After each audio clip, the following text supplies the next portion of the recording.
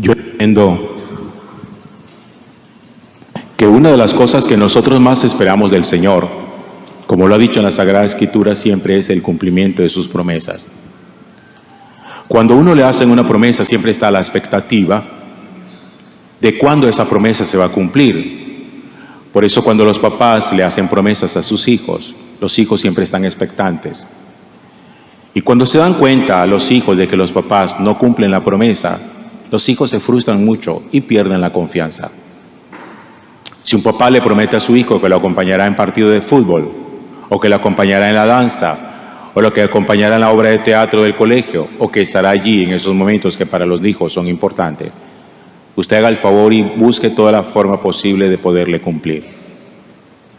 No hagamos promesas que no estamos dispuestos a cumplir, porque eso causa mucha frustración y mucha desesperanza. Pero también, a raíz del texto de la primera lectura de hoy, yo me ponía a pensar, y cuando la promesa se cumple, cuando finalmente nosotros vemos que todo aquello que Dios había prometido ya lo tenemos nosotros en nuestras manos, ¿qué pasa de ahí en adelante? Yo pienso que nosotros cometemos un gran error con las promesas, y es que uno quiere vivir a expensas de la promesa y no a la altura de la promesa. Cuando a uno le hacen una promesa y se la cumple, no es para que uno viva a expensas de esa promesa, que como lo prometieron y me lo dieron, voy a vivir de eso. No. De lo que se trata es de vivir a la altura de la promesa. Que yo creo que eso fue lo que al pueblo de Israel le hizo falta y lo que nos ha hecho falta a muchos de nosotros. Porque nosotros creemos que el cumplimiento de una promesa ya es el final de la existencia y que de ahí en adelante todo va a ser dicha y todo va a ser felicidad y que no tenemos absolutamente nada que hacer. Miren, Jesús, la llegada de Jesús a la tierra fue una promesa que Dios había hecho desde antiguo. Finalmente la cumple. Pero a partir del cumplimiento de la promesa de la llegada de su Hijo, de la llegada del Mesías, uno tiene que vivir a la altura de ese cumplimiento, uno tiene que vivir a la altura de lo que Jesús pide. Y no simplemente quedarse diciendo, no, ya vino Jesús, listo, ya estamos salvados. ¿Qué fue lo que le prometió el Señor a su pueblo cuando lo sacó de Egipto? No solamente le prometió la libertad, sino que le prometió una tierra propia. Y por eso los pone en ese camino del desierto durante un largo peregrinaje, durante 40 años, hasta llegar finalmente a la tierra prometida. La tierra prometida es el cumplimiento de la promesa, pero no es el final de la historia. Mientras el Señor cumplía su promesa, ¿cómo acompañó para que el pueblo subsistiera y para que el pueblo viviera con confianza mientras la promesa se cumplía? Cuando el pueblo entra en el desierto, como en el desierto los alimentos escasean, una de las primeras cosas que Dios hace es alimentarlo permanentemente. Como el desierto no produce nada, Dios lo alimentó a través de eso que nosotros conocemos como el maná. Ese rocío mañanero que cae en el desierto sobre las poquitas hojas o sobre la superficie de la arena, que es comestible, pero que con la salida del sol se evapora. Durante 40 años casi, el pueblo de Israel vivió del maná. ¿Y qué pasa cuando el pueblo entró a la tierra prometida? El maná se acabó. Y a partir de ese momento, la promesa ya estaba cumplida. Pero oído esto que le voy a decir. Los milagros que acompañaban mientras se cumplía la promesa cesaron. Ya no volvió a aparecer la bandada de pájaros para que comieran carne. Ya no volvió a aparecer maná en el desierto y ya no volvió a brotar agua de la roca como lo hizo con Moisés. Los milagros desaparecieron y ahora había que vivir de la realidad de la propia existencia. A veces uno cree que cuando Dios le hace a uno una promesa y la cumple, los milagros tienen que seguir sucediéndose continuamente, casi que llevándolo a uno a un aniquilamiento de su propia libertad y del propio desarrollo de su vida. Porque oigan esto, hermanos, si uno vive a expensas de los milagros, uno pierde la oportunidad de vivir su propia vida. Y miren cómo se lo dice el Señor a su pueblo a través de Josué, que fue el sucesor de Moisés, porque Moisés no entró a la tierra prometida. Lo sucedió Josué, y cuando ya entran finalmente a la tierra prometida, el Señor les dice a través de Josué: hoy les quito de encima el oprobio de Egipto. Los hijos de Israel acamparon en Gilgal y celebraron allí la primera Pascua.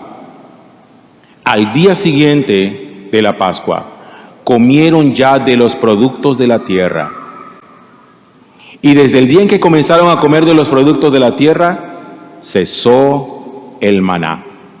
Los hijos de Israel ya no tuvieron maná, sino que aquel año comieron de la cosecha de la tierra de Canaán. ¿Qué hubiera pasado si el Señor les hubiera seguido dando a ellos en la tierra prometida maná? Nunca se hubieran puesto en la tarea de trabajar para cultivar la tierra. Hubieran vivido a expensas de Dios, sin trabajar, que otro me alimente, que otro haga las cosas por mí. Miren, todos estos itinerarios se aplican perfectamente para cualquier situación de la vida. Como a mí siempre me gusta tener como referente la analogía de la vida de familia, porque me gusta mucho este ejemplo, yo pienso que el noviazgo es una etapa de una historia donde el Señor alimenta a la pareja de novios de maná. Es decir, normalmente dentro del noviazgo es donde suelen ocurrir los grandes milagros del enamoramiento. Finalmente, cuando la pareja se casa, la boda es el cumplimiento de la promesa.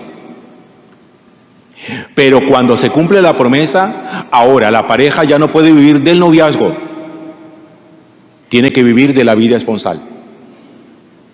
Ya no puede vivir de los milagros emocionales y de enamoramiento que durante su noviazgo tuvieron. El maná cesa, los milagros desaparecen. Y ahora aquí quedamos, no desamparados de Dios, sino acompañados por Dios para mirar cómo vamos a construir juntos nuestra vida. Pensemos en una persona que quiere clasificar para un trabajo. Hace un largo itinerario que las empresas invitan a que haga. Entrevistas, exámenes orales, exámenes de conocimiento, pruebas psicotécnicas, todo este tipo de cosas. La firma del contrato es el cumplimiento de la promesa. Pero a partir del momento en que la persona empieza a laborar el primer día, tiene que vivir de su responsabilidad. Dios ya le hizo el milagro. No quiera vivir todos los días del milagro. A mí esto me gusta porque de alguna manera puedo entender que la vida se asume con responsabilidad y que nosotros somos dueños de nuestras decisiones. Que las decisiones marcan el destino. Que nuestras decisiones marcan el futuro. Que nuestras decisiones es lo que terminan determinando de qué manera nosotros estamos construyendo nuestra existencia. Ustedes se acuerdan el milagro que narra el evangelista San Juan en el capítulo 6, donde habla de la multiplicación de los panes y dice que después que la gente comió hasta saciarse, Jesús se fue a la otra orilla del lago y la gente lo siguió buscando. Y Jesús les reclama y les dice a ellos dolido: ustedes no me buscan porque hayan creído en mis palabras, ustedes me buscan porque yo les di de comer. Es decir, ustedes quieren seguir viviendo del milagro. Ya no hay más multiplicación de panes. Ya les hice el signo. Ahora tienen que estar a la altura de lo que ustedes vieron, de lo que ustedes vivieron y de lo que ustedes escucharon. Llega un instante en que mientras nosotros caminamos, obviamente necesitamos ser sostenidos por la obra misericordiosa de Dios. Porque Dios sabe que todavía no tenemos las herramientas para poder permanecer firmes y que podemos sucumbir en el camino. Pero llega un instante en que el Señor, sin abandonarnos, oído, nos suelta de la mano. Pero soltarnos de la mano no significa abandonarnos. Si ustedes miran el proceso de gestación de un bebé, pasa exactamente lo mismo. El bebé, después que se implanta en el útero materno, empieza a tener vida a través del cordón umbilical. Cuando el bebé ya tiene capacidad de subsistencia individual, el cordón es cortado. El bebé no puede seguir viviendo de los pulmones de la mamá. Ahora tiene que vivir con sus propios pulmones. Y ahora tiene que alimentarse a través de su propio tracto digestivo. Ya no puede seguir siendo alimentado a través del cordón umbilical. Con eso les quiero decir que empieza un periodo de bien entendida autonomía, porque hay una autonomía mal entendida. Hay una autonomía en la que nosotros entendemos que no necesitamos de nadie. No, aquí la autonomía bien entendida es que nosotros seguimos conectados a Dios a través de un vínculo espiritual y un vínculo de persona a persona, pero que ya tenemos responsabilidades que cumplir, que Dios no las va a hacer por nosotros, sino que quiere ver que hemos ido creciendo. Los papás suelen ser con sus hijos muy generosos. Cuando no tienen trabajo, les ayudan, les tienden la mano. Pero llega un momento en que les dicen: aprenda mi hijo a trabajar, porque yo no lo voy a sostener toda la vida. Ni los hijos pueden pensar: como mi papá tiene plata, voy a vivir de la plata de mi papá. Porque es probable que el papá no tenga tanta plata como el hijo quiere, o no le deje nada. Y entonces no se puede seguir viviendo del milagro que mi papá me mantuvo. En la vida nuestra, todos tenemos compromisos y responsabilidades. Todos contamos con una ayuda sobrenatural para tomar buenas decisiones. Pero las decisiones no son de Dios, las decisiones son nuestras. Y nosotros asumimos las consecuencias. Es que cuando uno no quiere asumir las consecuencias de nada, el pueblo seguramente, si no hubiera cultivado la tierra y hubiera empezado a pasar una gran hambruna, el pueblo hubiera podido haber terminado culpando a Dios y diciendo: claro, es que Dios nos trajo a la tierra prometida para matarnos de hambre, ya no nos volvió a dar el maná. No, mi hijo, maná no hay, pero hay tierra. Trabaje la tierra y póngala a producir. Ah, es que Dios nos dejó tirado, nos dejó abandonado, ya no siguió dándome lo que me daba. No, mi hijo, es que el pecho de la mamá, la teta de la mamá, se da solamente durante un periodo de vida. Uno no puede llegar a los 40 años mamando teta todavía. Llega un momento en que uno tiene que aprender a tener capacidad de responsabilidad, unido a Dios. Porque el vínculo con la mamá, aunque ya no es umbilical, es afectivo, es emocional, es espiritual. Hay un vínculo que no se rompe. Así pasa también con Dios. Por eso, con esta reflexión, yo lo que les quiero decir a ustedes es: seguramente va a haber muchos momentos en los cuales ustedes reciban de parte de Dios signos. Van a recibir signos de parte del Señor. van a recibir milagros, eso es verdad.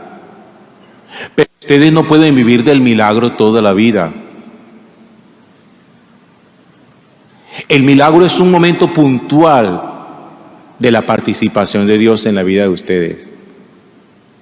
Pero no pueden vivir del milagro toda la vida. Ni pueden pretender decirle al Señor todos los días que cada día haga un milagro diferente. A vivir a expensa de los milagros. Porque no. Y no es porque Dios no quiera, no es porque Dios no pueda. Es porque Dios sabe perfectamente que nosotros necesitamos crecer para poder portarnos verdaderamente como hijos suyos que somos. Cierro la reflexión recordándole lo que dice Josué. Cuando el pueblo llegó a la tierra prometida y empezó a cultivar la tierra, el día en que comieron de los frutos de la tierra, cesó el maná. Ahora tenemos que producir nuestro propio alimento. Gloria al Padre y al Hijo y al Espíritu Santo, como era en el principio, ahora y siempre, por los siglos de los siglos. Amén.